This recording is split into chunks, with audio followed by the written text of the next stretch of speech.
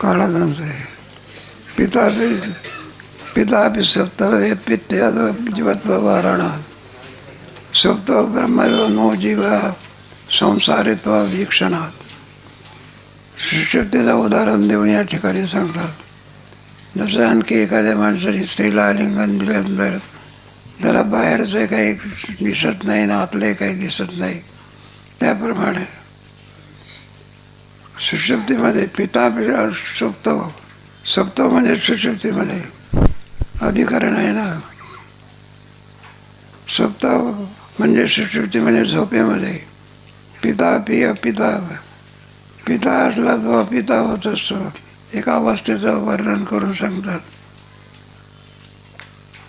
इत्यादो जीवत्व वारणात. सुषुप्ती अवस्थेमध्ये जीवत्व नाही बरं का. दोन अवस्थेमध्ये जीवत्व आहे, एक जागृती आणि स्वप्न. सुषुप्तीमध्ये जीवानं कल्पना विद्या याने झाला परब्रह्म आहे जीव. नाही का तुमच्या नाटक दीपामध्ये पहिला श्लोक आहे ना, कोणता श्लोक आहे नाटक दीपा पहिला? अद्वय आनंद रूपस्य सद नाही प्राविशत जीव रूपता आहे का. अद्वय आनंद रूपस्य ते आमचा पहिला श्लोक आहे. परमात्मा द्वय आनंद स्वयमेव जगद्भूत्वा प्राविशत. मग जड कार्य कसं करू शकेल म्हणून परमात्मा जीवरूपाने त्याच्यात प्रवेश करतो झाला. मग सुषुप्ती अवस्थेमध्ये जीवत्व राहील, ब्रह्मरूपत्व प्राप्त होतात. कारण सुषुप्तीमध्ये असं आहे ना, सगळ्याचा अज्ञानामध्ये लीन झालेलं असतं सगळं. आणि प्राण बाकी जागा. सुषुप्ती अवस्थेमध्ये कोण असतं फक्त एक, आणि प्राणी निघून राम बोलो बाई मग संपला की. म्हणून सुषुप्ती सुशुद्ध पित्ताद जीवत्व वारणात. जीवदशा आहे ना. आपण नाही का मोठे मोठे दृष्टांत देऊन सिद्धांत सांगतो. एवढा मोठा चांगले कर आपण जीव अवस्थेमध्ये कोणत्या अवस्थेत. आणि मग तवय कोणत्या ब्रह्मीभाव ईशा ब्राह्मी स्थिती. मग तो वाघावर बसून येऊ कारण की आता साबक घेऊन येऊ की 1400 शिष्य नाही 14,000 शिष्य असू दे, पण तो काय आहे जीवच आहे का नाही. एक कावळा किती उंचावर जाऊन बसला तरी काय तो कोकीळ होऊ शकतो का. बगडावर वर उंच जाऊन एखाद्या इमारतीवर बसला तर तो बगडा. राजहंस पक्षी खाली जरी बसला तरी राजहंस तो. मग जीवत्व दशाही आहे. वेदांतशास्त्र काय नासे जीवपणा गौरव. जीवपणा संपला म्हणजे ब्रह्मभावाला काय होतं तो तिथं जीवत्व आहे का. आणि ते जीवत्व कोणत्या खाणीत नेऊन टाकेल. काही पाप असते ना, पाप कोणत्या जेलमध्ये नेले काही सक्त मजुरी अतिपाप असेल तर. कोणी 2 महिन्याचा जेल तर कोणा 4 महिन्याचा. आणि खून केला असेल तर जेल आहे का कोणी फाशी. साहेब अंडाच्या चाराच्या स्वेदाचे उद्भव हे सगळे मुंगी सुद्धा जीवच आहेत. ब्रह्मदेव सुद्धा तो पुनरावृत्तीचे अमाप. तो इंद्र असो का कोण असो कुठे जा बरं का. प्रारब्ध संपलं की देह सोडून द्यावं लागत असतं. मरण म्हणजे काय, त्या देहातलं प्रारब्ध संपलं म्हणजे तो देह पडतो. मग तो मुक्त होतो का दुसऱ्या देहात जातो. ज्ञान असेल तर मात्र होतो काय होतो. मेल्यानंतर मुक्त होत असतो का जिवंतपणे. असं मेल्यावर मुक्ती होते. आपल्या वेदांतशास्त्रामध्ये मेल्यावर मुक्ती नाही. याची देही याची डोळ्यात बघू मरण माझे मरुणे गेले हे सगळं लावायचं त्याच्यामध्ये. म्हणून सुषुप्तीमध्ये जीवदशा नाही. मग सुषुप्तीमध्ये जीव किम स्वरूप आहे स्वतो ब्रह्मैव नो जीव संसारित अभिक्षणात. म्हणून तो जीव नसून किंसोर झाला, तो ब्रह्मरूप झाला. म्हणलं कशावरून ब्रह्मरूप तुम्ही म्हणता? एकही संसारिक धर्म त्याच्या ठिकाणी दिसत नाही. नदी समुद्राला मिळाली म्हणजे तिची धाव राहते का मग बंद होऊन जात असते. त्याप्रमाणे संसारीचा जे संसारात येते 3 प्रकारचे दुःख त्याच्या पाठीमा, आध्यात्मिक, आधी भौतिक, आधी दैविक दुःखाने. पुन्हा शोक आहे ना, शोक म्हणजे त्याचा अर्थ काहीतरी अगतिक घटना घडली म्हणजे जो शोक होते तो कार्य झाला, तो काय कार्य आहे. खरा शोक म्हणजे अज्ञान, यालाच काय म्हणतात, कैसेनी शोक जाळीन कैसेनी जरी प्रसाद सकल लोडी. कोणताही संसारिक धर्म त्याच्या ठिकाणी, संसारिक धर्म म्हणजे पुनरपि जननम त्याला संसार असं म्हटलं जात असतं. हा अभिमान असणं याला जीवत्वदशा असं म्हणतात. ते सगळ्या दुःखाला कारणीभूत आहे. त्याच्याकरता 57वा श्लोक, पितृत्वाद्य अभिमानो यद सुख दुःख करसई तस्मिन् अपगते तीर्णा सर्वान् शोकान् भवत्येम. पितृत्वाद्य अनुभव, हा जो अभिमान असतो तो अनुभव नाही. मुक्त अवस्थेमध्ये काय शरीर नसते का शरीराचा विशेष अभिमान नसतो. मग ज्ञान काय करते, शरीर घालवते का अभिमान घालवते? अभिमान नाही करे. गेला तो का म्हणे देव झाला. इथले काही देवा एक वचन समूळ अभिमान आपण शरीराशी तादात्म्य करेल आहे. नाही बा, एखादा शेत विकलं म्हणजे काय होत असते, शेत उचलायचं नेऊन द्यायचं असं का? आजपर्यंत माझं शेत होता, अभिमान होता, आता काय झाला, अभिमान गेला. यालाच म्हणतात शेत काय झालं. जसं शरीराचा काय जातो, शरीर जात असते का अभिमान जातो. मुक्ताचे शरीर जसं जे मुक्त झाला म्हणजे काळा माल पांढरा होत असतो, गरीबाचा श्रीमंत होतो, ते काही नाही. एक अवस्था ही आहे का. म्हणून पितृत्वाधिकाचा जो काही अभिमान आहे, हा अभिमान हा सगळ्या दुःखाचं काय आहे. तुम्हाला गेलं तर महा धूप जाळून नाम तेजे सामरस्य घोटाळू. पितृत्वाद्य अभिमान सुख दुःख करत सगळ्या दुःखाला कारणीभूत कोण असेल तर समूळ अभिमान जाळी देवा. सुख दुःखाला कारणीभूत आहे. ज्ञानाच्या योगाने काय होत असते, तस्मिन् अपगते तीर्था सर्वान् शोकान् भवत्येम. सुषुप्तीमध्ये देहाचा काय नाही, अभिमान नाही. तस्मिन् अपगते तीर्था, जर तो अभिमान निघून, तस्मिन् म्हणजे त्या अवस्थेमध्ये, अपगते म्हणजे काय निघून गेलेला आहे, अभिमान निघून गेलेला आहे. सर्वान् शोकान् भवत्येम. शोक नावाची वस्तू काय झाली, अर्जुनाचं तरी काय गुंतर होतो अर्जुन, पण हे तो मुक्त झालो. आणि आता सांगणे पुसणे, मी कोणीतरी एक अर्जुन नाव, मी एक मारणार आहे, नाव हे मरणारे आहे, असल्या प्रकारचा जो अभिमान होता तो अभिमान आता गेला.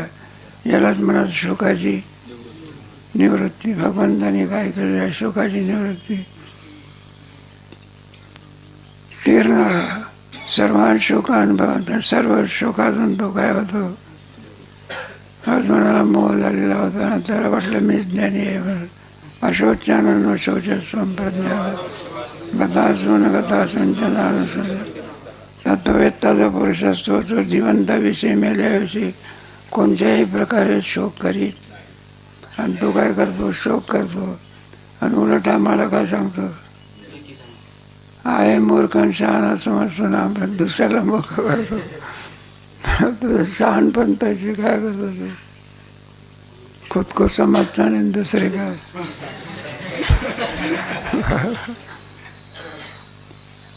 अभिमान गेला. तस्मिन् अपगते तीर्था म्हणजे अभिमान गेला. सर्वान शोकान् भवते, सर्व शोकातून म्हणजे दुःखातून तो काय होतो, निवृत्त होतो. सुषुप्ती काल आहे.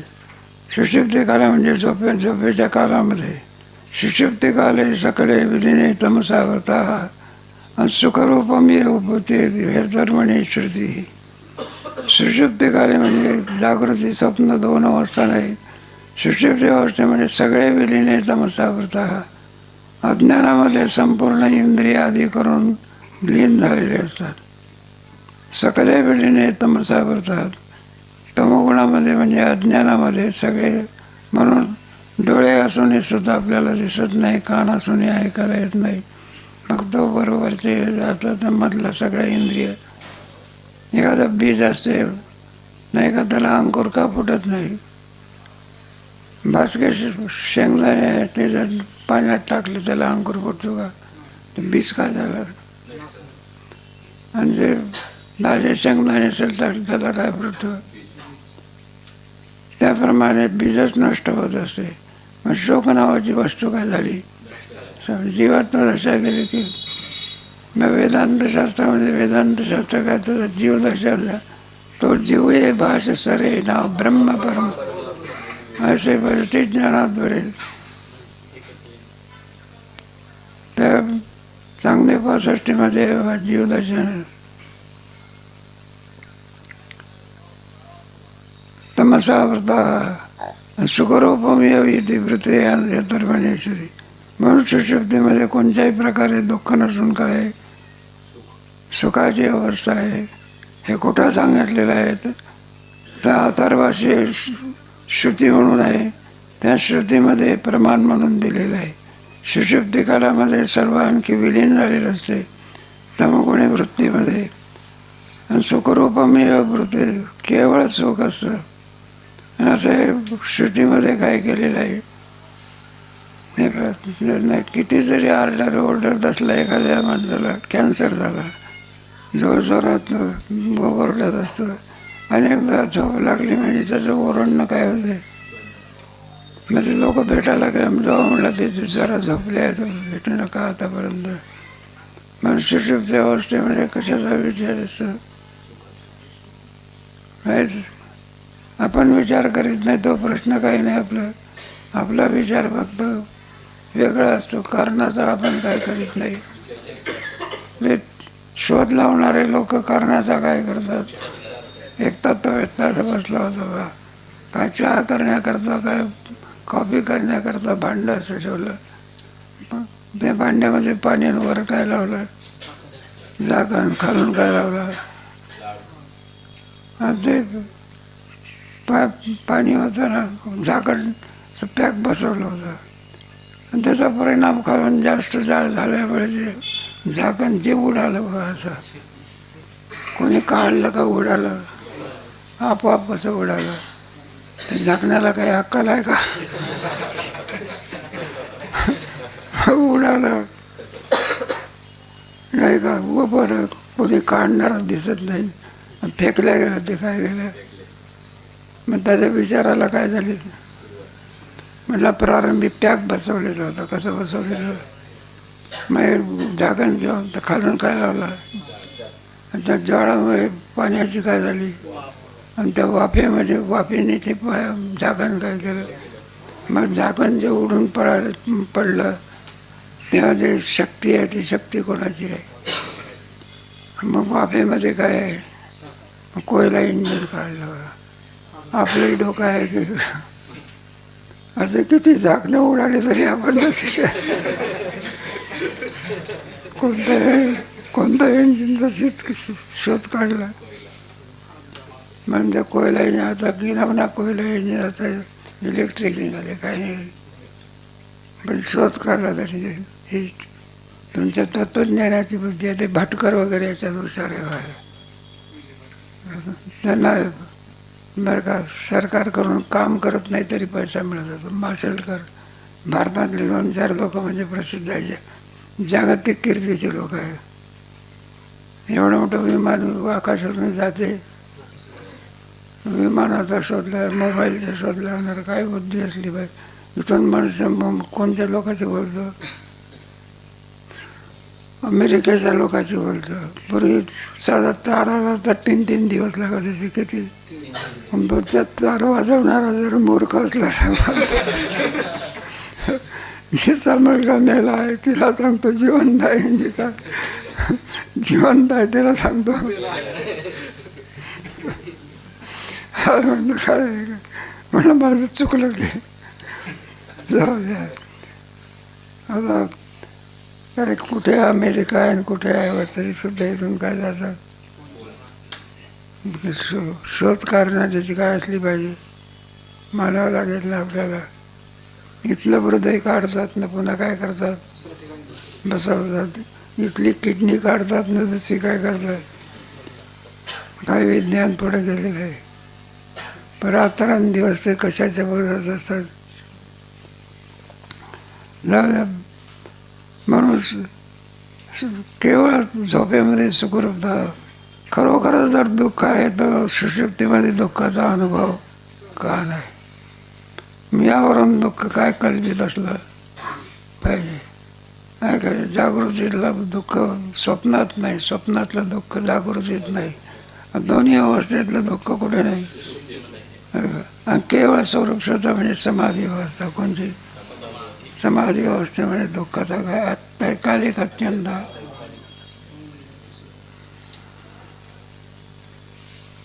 सुखम स्वापसम नवे किंचित वेदिशम इथे सुखते सुखाज्ञाने परामृषी उत्थिता. झोपेत म्हणून आणखी उठलेला मनुष्य, त्याला विचारलं, म्हणलं बाबा तू झोपेमध्ये गेला होता, 15 मिनिटाकरता झोपतो म्हणून सांगितलं. म्हणलं किती झोपला तो. एक विद्यार्थी होता, सोमवारी झोपला आणि बुधवारी उठला. त्याला विचारलं दिवस कोणता आहे, तर म्हणला मंगळवार आहे. त्याला सकाळ दाखवला असो.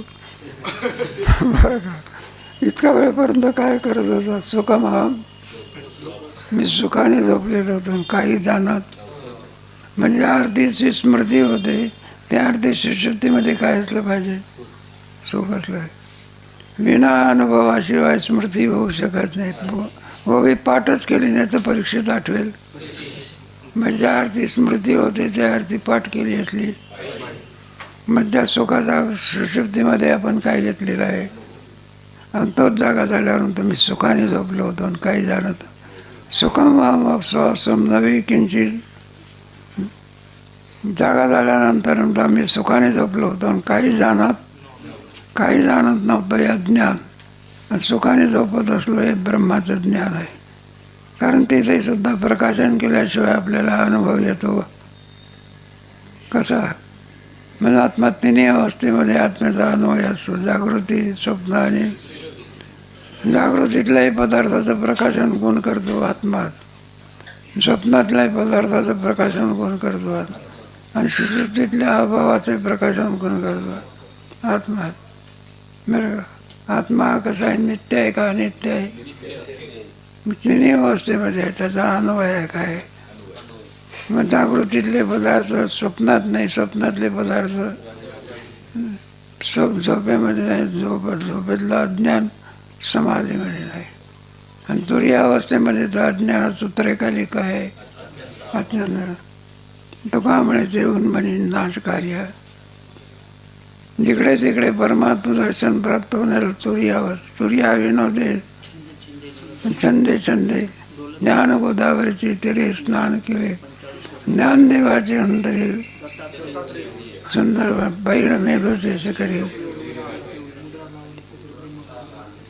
मग ज्ञानेश्वर महाराज कोणत्या अवस्थेत आहे. मग ज्ञानेश्वर महाराजाचा बघायला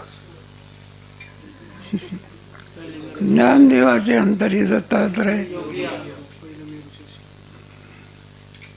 म्हणून सुखम सासून काही जाणत नव्हतं.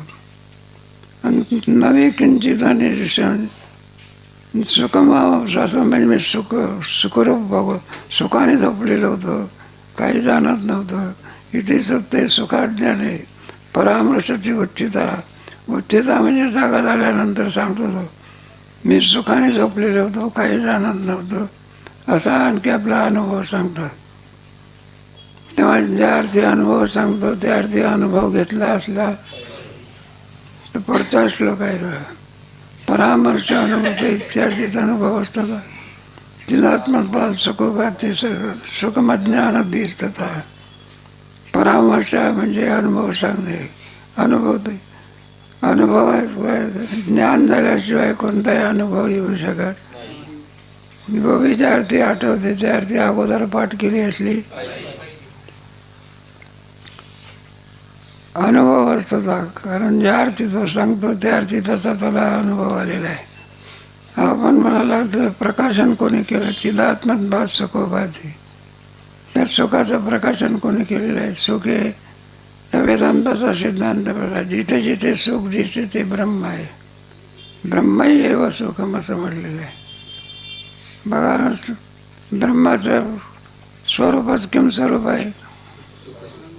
जिथे जिथे गोडी दिसते तिथे कोणाची असली पाहिजे ती. तसं जिथे जिथे सुखाचा अनुभव येईल ते सुख कोणाचं आहे ते. कारण वेदांत शास्त्रात असे ब्रह्माशिवाय अन्यत्र दृष्ट कुठेही सुख नाही. साखरेशिवाय गोडी कुठे. आपल्याला एखादं फळ आपण जर सेवन केलं तर आपल्याला गोड वाटत असते, त्याला साखरच म्हणतात. मग डॉक्टर लोक डायबिटीस झालेल्या माणसाला सांगतात, म्हणलं आम्ही साखर खाणार नाही, फळ खायला काय हरकत आहे. पण फळातही काय आहे? जिथे जिथे गोडी आहे ते कोणाचं रूप आहे? साखरेचं. नाही का? हे तुमचे ज्वारीचे ताटं असतात, ते लहान लहान पोरं मोठ्या आनंदाने काय करतात, मग कडू लागते म्हणून काय चाकतात, का गोड लागते म्हणून. मग गोडी म्हणजेच साखर म्हणजे. मग भारत मनुष्याला तर म्हणते डॉक्टर लोक त्याची अवस्था पाहून सांगतात, म्हणलं पहा जास्त आमरस खायचा नाही, अर्धा वाटी खायचं त्याची. जास्त द्राक्ष खायचे नाही, 10-5 द्राक्ष काय करायचे खायचे. तर फळातली साखर तेवढी बाधत नाही आणि कारखान्यातली साखर खायची बाधत असते. फळातली साखर खाण्याकरता मोकळी करतो. ते आमचे पांडुरंग वैद्य होते ना, ते म्हटलं हे खायचं नाही, ते खायचं नाही, ते खायचं नाही, का मरायचं का? ते म्हणायचे ज्या ऋतूमध्ये जे सुख फळं असतील ते काय केले पाहिजे. मग जास्त नाही पण थोडेफार काय केले पाहिजे. पण ते थोडं बनता बनता भरपूर खायचे. म्हणून परामर्श म्हणजे अनुभव.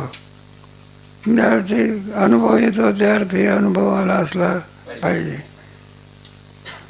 चिदात्मत्वात सत्वात सुखमज्ञान दिसत. कारण हे पाच सुख जे आहे ब्रह्माचं आहे. ब्रह्म हे सुख स्वरूप असल्यामुळे, चित स्वरूप असल्यामुळे सुखाचं प्रकाशन करण्याकरता अन्याचे नाही. आणि मग चिदात्मत्व आणि अज्ञानाचं प्रकाशन कोण करते? आत्मा किम स्वरूप आहे, चिद्रूप आहे ना. तो सर्वाचं काय करतो? तो प्रकाशन करत असतो. तेव्हा आत्मप्रकाश सुश्रुतीमध्ये असलेल्या आत्मप्रकाशाने आणि पुढे अज्ञानाचं काय होते? कारण मी सुखाने झोपलेलो होतो हे जे अज्ञान आहे, काही जाणत नव्हतं, हे याचं प्रकाशन कोणी केलं? मग झोपेमध्ये कोण आहे? आत्मा. जडस्वरूप आहे का चिद्रूप आहे? आणि तो चिद्रूप असल्यामुळे त्या याचं अज्ञानाचं काय करतो? अन्याचा अनुभव सुषुप्तीत बरोबर. सुषुप्ती म्हणजे याचा अनुभव आलेला असतो. तो जपून उठल्यानंतर सांगतो मी सुखाने काय झालं होतं आणि काही जाणत. त्यात कुंभकर्णाने सुद्धा काय मागितलं होतं? सुखच म्हटलं माझी इच्छा. पण बरं आहे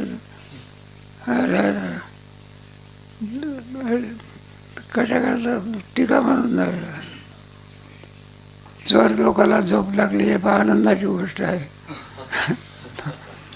चांगल्या माणसाला झोप न लागणे त्याचं नुकसान आहे. आणि चोराला झोप लागली म्हणजे तेवढे गुन्हे कमी करत. जाऊ द्या दृष्टांताला संपलं काय. म्हणून गुन्हेगार माणसाला आयुष्य कमी मिळालं हे आनंदाची गोष्ट आहे. सज्जन माणसाला काय मिळालं पाहिजे? बरोबर. कारण गुन्हेगार माणसाला जर आयुष्य मिळालं तो आयुष्यात काय करेल? गुन्हेच करेल. आणि सज्जनाला जर आयुष्य मिळालं तर वाढावे असू फळाचारी नाव विठोबाचे. तुका म्हणे कोण त्याचे तुझे सुखमज्ञानं दिसतदा.